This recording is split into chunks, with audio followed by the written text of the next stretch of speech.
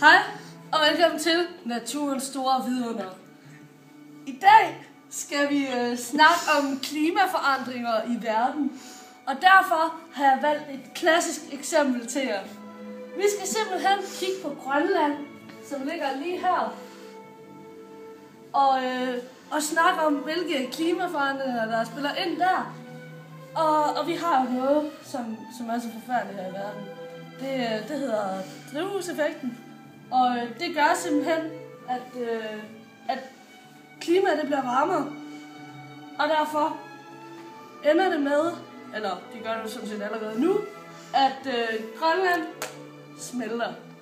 Hvis Grønland smelter fuldstændigt, så vil verdenshavene stige med 6-7 meter. Men Grønland forsvinder jo ikke bare lige. Men måske om 300-400 år, så er den her smukke klædt is væk og smelter ud i verdenshavet. Og konsekvenserne af det her, spørg nok, det er, at temperaturerne stiger.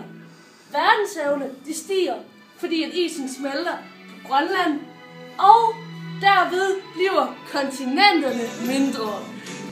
Og det var så alt om Grønland. Og nu stiller vi over til Henriette og Milankovic-cykler. Okay.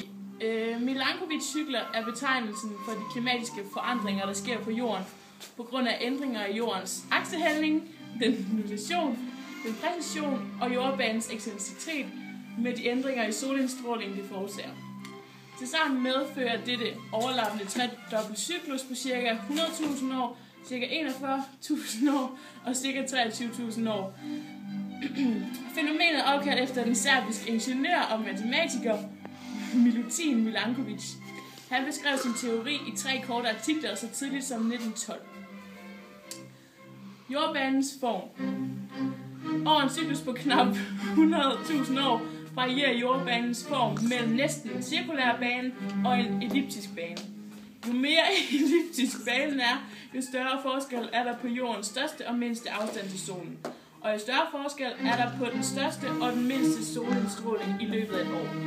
Samtidig formindskes den totale solindstråling en smule, når banen er mest elliptisk. Jordaksens hældning. Jorden roterer omkring sig selv, men rotationsaksen står ikke vinkelret på ellipsplanen. Hældningen varierer inden for et interval på mellem 21,39 grader og 24,36 grader over en periode på 41.000 år.